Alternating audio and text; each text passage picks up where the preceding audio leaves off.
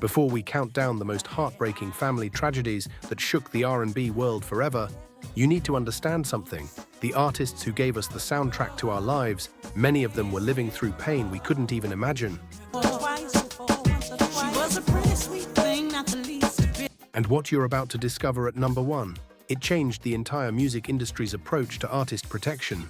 But we're starting with a story that proves tragedy doesn't discriminate, even when you're at the top of the charts. Number 12, the Womack Family. Sam Cooke's protege, 5 brothers who could make a guitar weep and harmonies that could raise the dead. The Womack brothers became the Valentinos, and Bobby Womack became a solo legend. But here's where the tragedy gets complicated in ways that still haunt this family today. In the early 2000s, Bobby's brother Harry Womack died from complications related to his own demons. Battles that Bobby said started because of what they witnessed growing up. Their father was a minister, sounds familiar, doesn't it? Who ruled with an iron fist wrapped in scripture. But the real family destruction came earlier. Cecil Womack, another brother, married Mary Wells, Motown royalty. When she died of cancer in the 90s, the family fracture accelerated. But here's the layer that makes this number 12. Bobby Womack's own son, Truth Womack, died in 2013. And Bobby always said the guilt of not breaking the cycle of abuse in his family, of watching his brothers fall one by one to addiction and violence, killed him faster than the cancer did. Bobby died in 2014, and those who knew him say he'd been dying inside for decades. The Womack family tree is soaked in talent and trauma in equal measure. Every branch that should have blossomed ended up breaking. But the tragedy at number 11 involves a death that happened under circumstances so suspicious, the family is still demanding answers from the FBI. Number 11. The Hathaway Family. Donny Hathaway, That Voice, A Song for You, The Ghetto. Collaborations with Roberta Flack that still make grown people cry.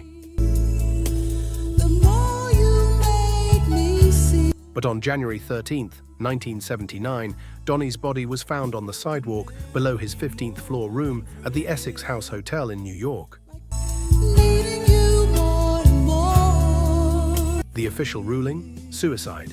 He fell from the window, but his family, especially his daughter Lala Hathaway, who inherited that supernatural voice, has never accepted that explanation.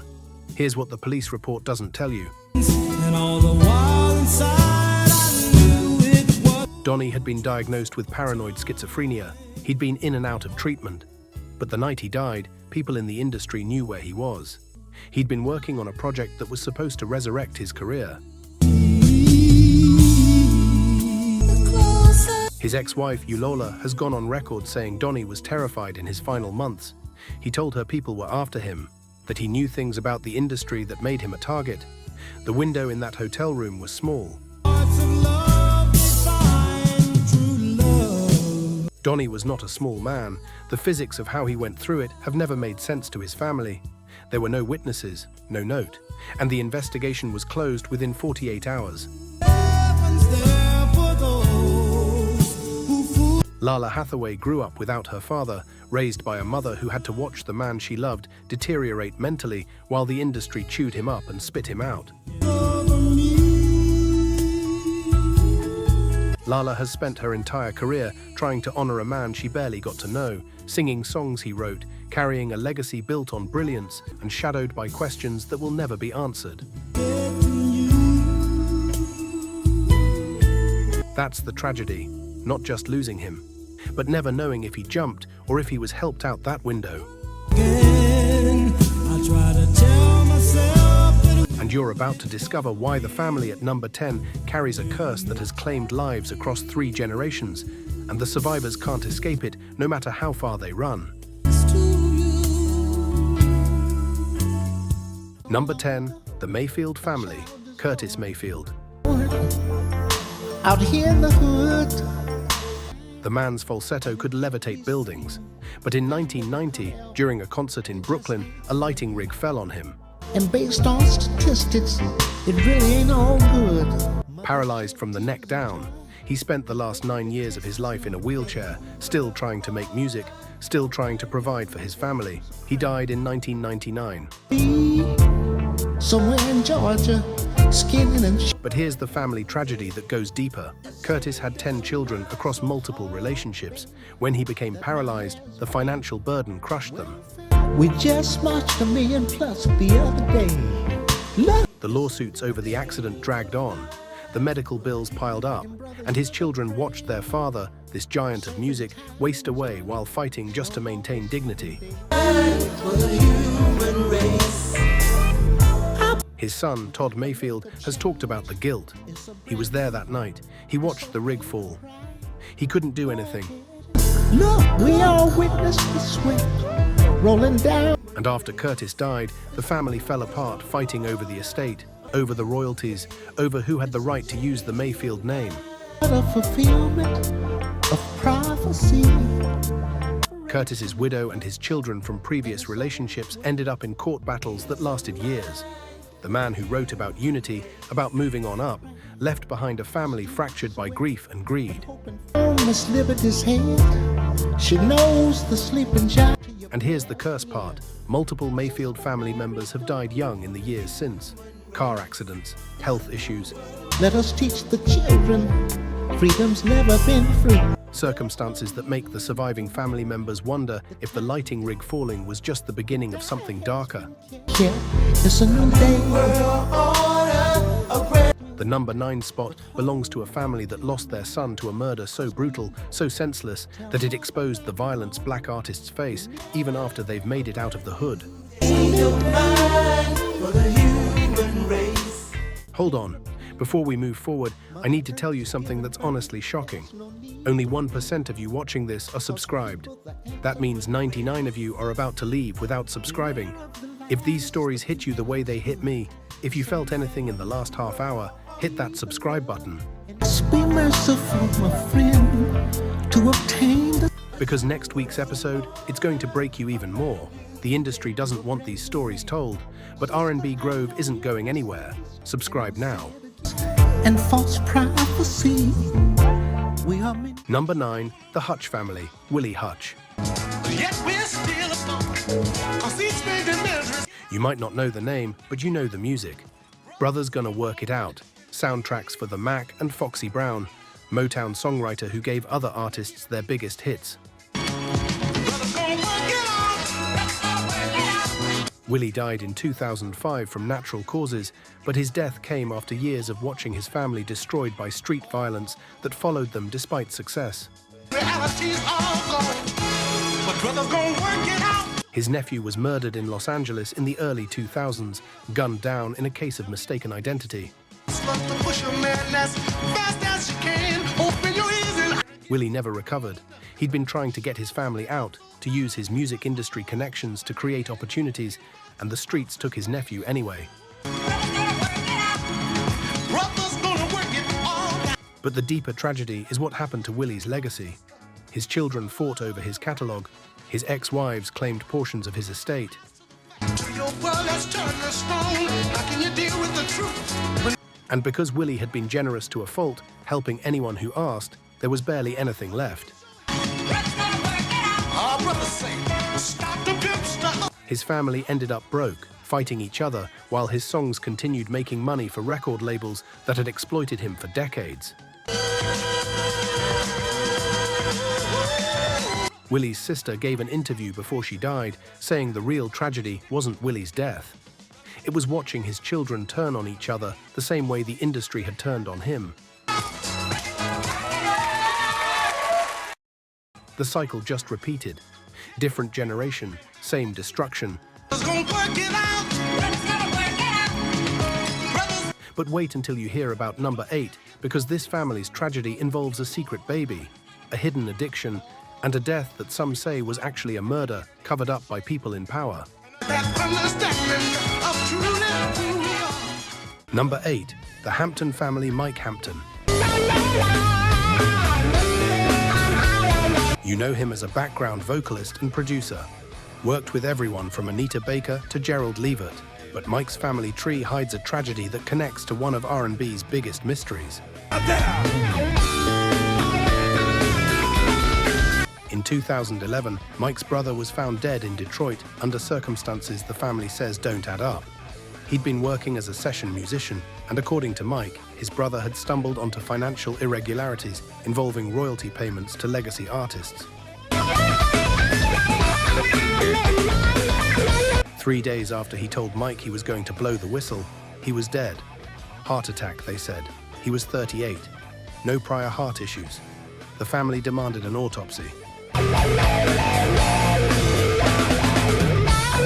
By the time they got the paperwork together, the body had already been cremated.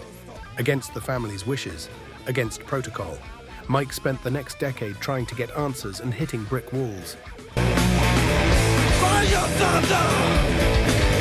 But here's where it gets deeper. Mike's mother died 5 years later from what family members say was a broken heart. She never believed her son had a heart attack. She never got closure. And Mike watched his mother deteriorate, watched her become obsessed with conspiracy theories and cover-ups until she just gave up. Mike Hampton quit the music industry entirely after that. He's still alive but refuses to talk about those years. The family tragedy isn't just the deaths, it's the silence, the knowing that something happened but never being able to prove it. That's a special kind of torture. The artist at number 7 experienced something that breaks a fundamental human bond, and the industry's response was to tell them to keep performing while their world fell apart. Number 7, the Pendergrass family. Teddy Pendergrass. Turn off the lights. That voice could melt concrete. The women loved him. The men wanted to be him. Then 1982, car accident, paralyzed from the chest down.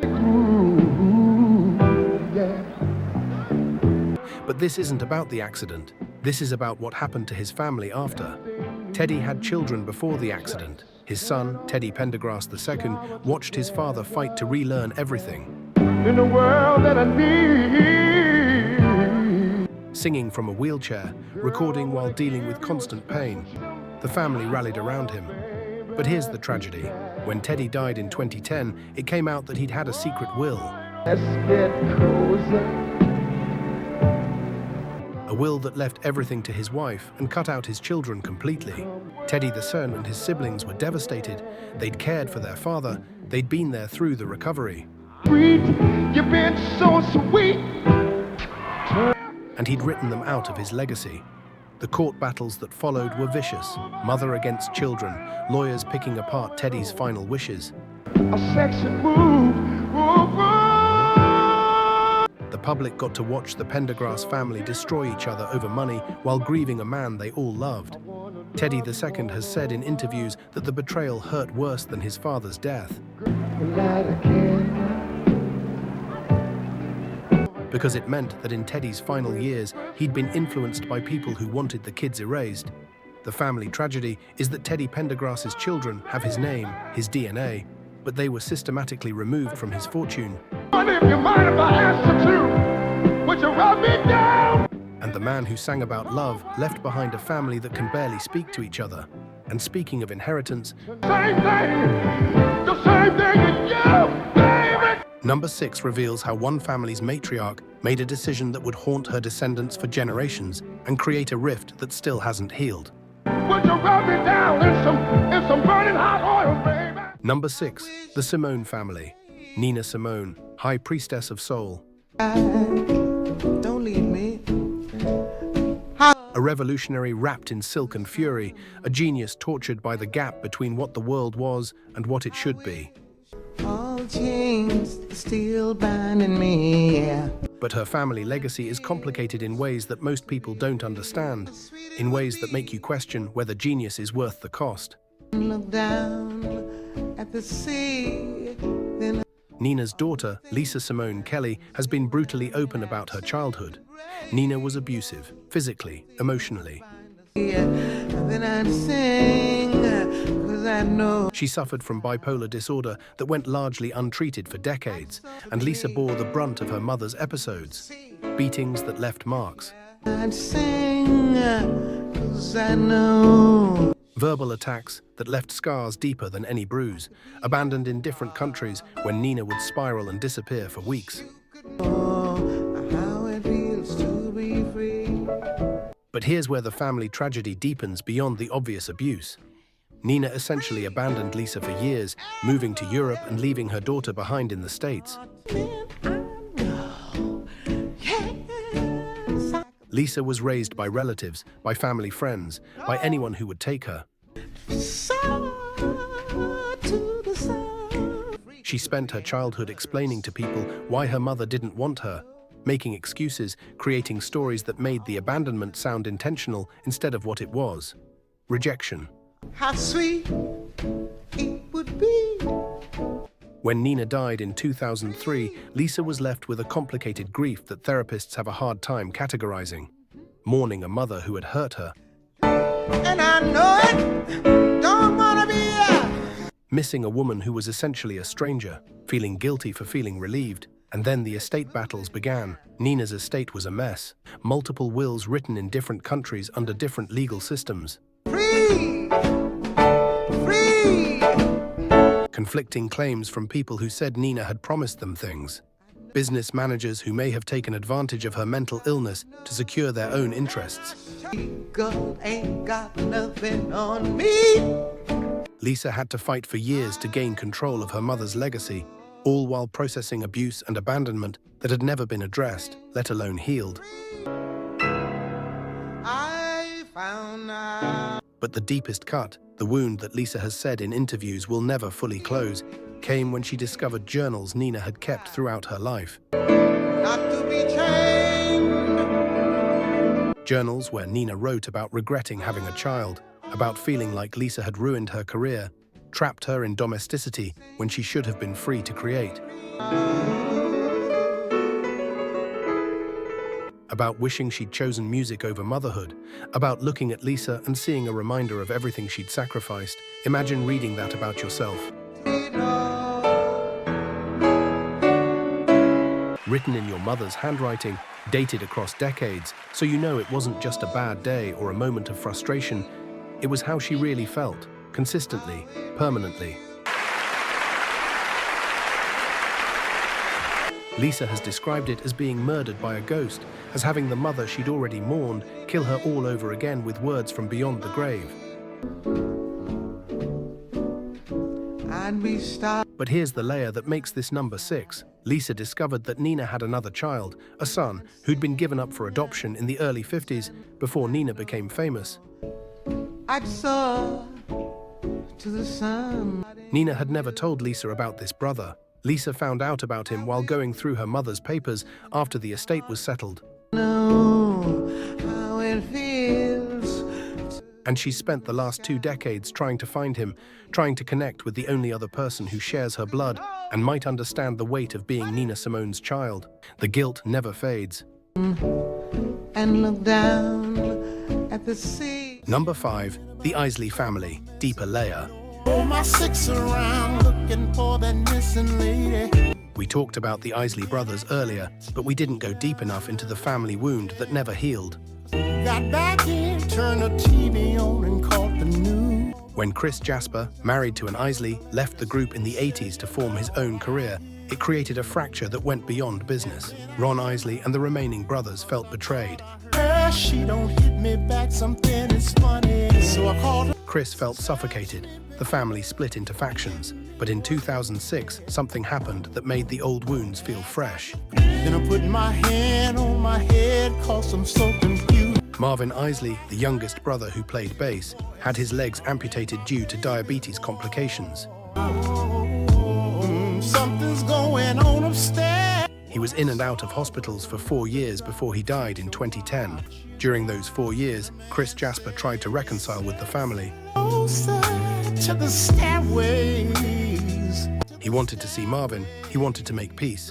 But Ron Isley, who'd gone to prison for tax evasion and come out bitter, blocked him. Screaming out, you're contagious. The family civil war meant that Chris never got to properly say goodbye to his brother-in-law. Drive me crazy, drive me. Marvin died with the family still fractured. And according to people close to the situation, Marvin's last words were about wanting everyone to make peace. He died hoping for a reunion that never came. This should have never came home with this. You low down dirty woman. The surviving Isleys have tried to work together since, but the guilt over Marvin's last years, over letting business destroy blood, hangs over every performance. Stop to point your cane. Girl, I'm about to have a fit. Ron Isley carries it especially hard. He was the leader. He made the call to shut Chris out. Run back to where you come from. But baby, wait. But wait. And now he has to live knowing that pride kept him from granting a dying man's wish. I was gonna tell you. Move, this cat looks real familiar. But wait until you hear about number 4, because this involves a father who destroyed his son's life before the son was even born, and the generational curse that followed.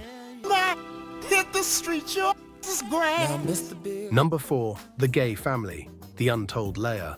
I can't hold it much longer. Everyone knows Marvin Gaye was killed by his father, but what you don't know is the deeper family curse that set that tragedy in motion. Marvin Gaye Sr. wasn't just abusive, he was tormented by his own demons. He was a cross-dresser in an era and a religious community where that could get you killed. He hated himself, and he took that self-hatred out on Marvin. But here's the layer that makes this number 4. Marvin had 3 children, Marvin III, Nona, and Frankie. Marvin III was later revealed to not be Marvin's biological son, the product of his wife's affair, though Marvin raised him as his own.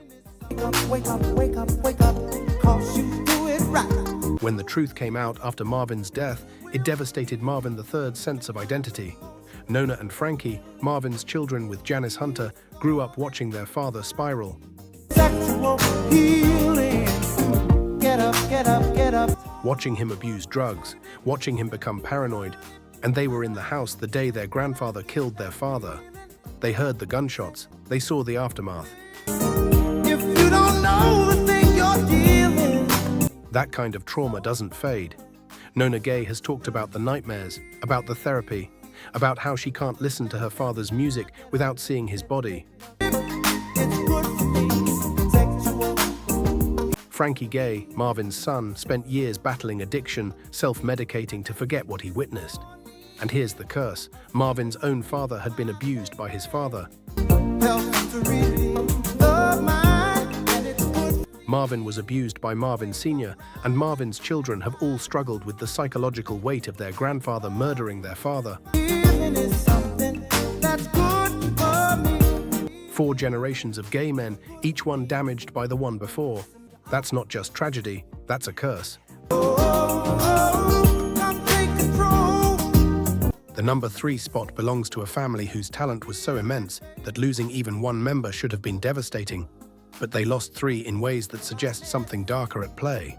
That is good for me, and it's so good. Number 3, the Ralph family, Cheryl Lee Ralph connection. Now, Cheryl Lee Ralph is known as an actress, but her family's R&B connections run deep, and the tragedy that struck her extended family in the mid-2000s exposed the hidden cost of fame. Cheryl's cousin was a background singer who worked with some of the biggest names in R&B. In 2008, the cousin died from an overdose in a hotel room after a recording session. But according to Cheryl, who's spoken about this in smaller interviews that didn't get mainstream attention, her cousin had been sexually assaulted by someone in the industry. The assault happened repeatedly. The cousin was told that speaking out would end the career before it began. So the pain got swallowed, the trauma got medicated, and eventually the medication took over. Cheryl has been vocal about how the industry protects predators, how young artists, especially background singers who are invisible to the public, get chewed up. Her family's tragedy is that they watched someone they loved get destroyed by a system that values the music more than the musician. And because her cousin never became famous, never had a name the public recognized, the death was just another overdose statistic.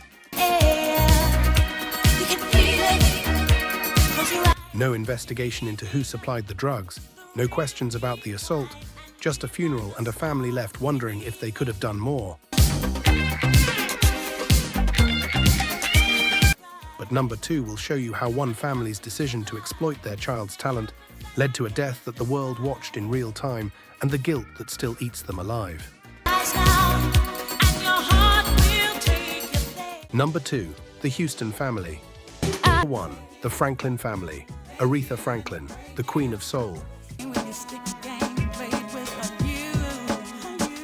Respect, a voice that could command God's attention. But behind that crown was a family history soaked in trauma, abuse, and secrets that Aretha took to her grave.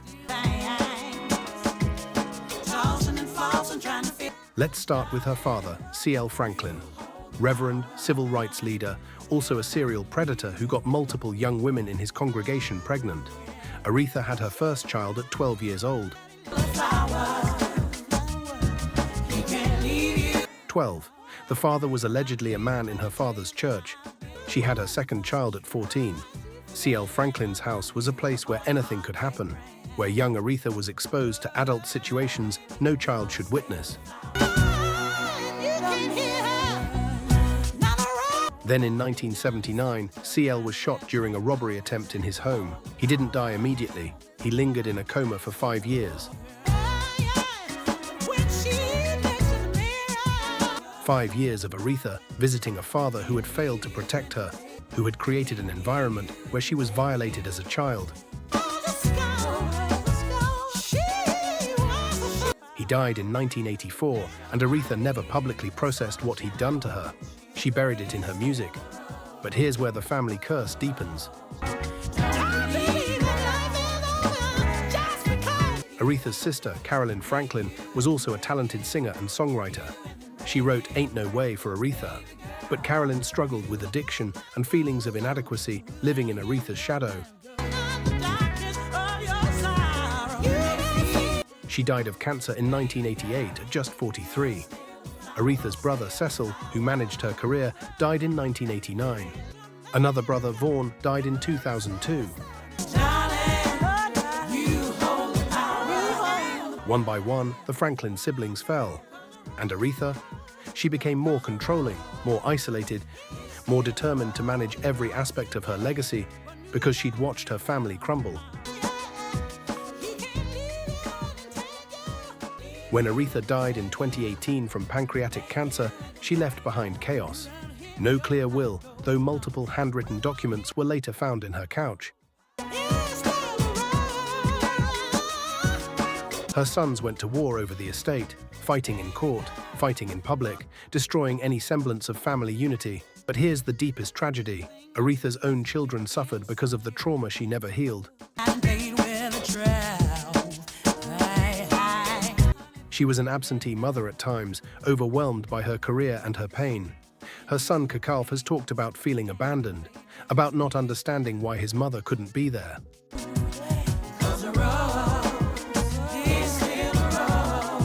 The Franklin family curse is this. C.L. Franklin's sins poisoned every generation that followed. Aretha was abused. She became a mother before she understood what motherhood meant. She poured her pain into music that healed millions, but couldn't heal herself. Her siblings died young, damaged by the same environment. And her children are left fighting over scraps of an estate that represents a legacy built on unprocessed trauma. 4 generations of Franklins. All of them touched by genius, all of them destroyed by secrets. That's the #1 family tragedy in R&B history. Not just because of what happened, falls and trying to feel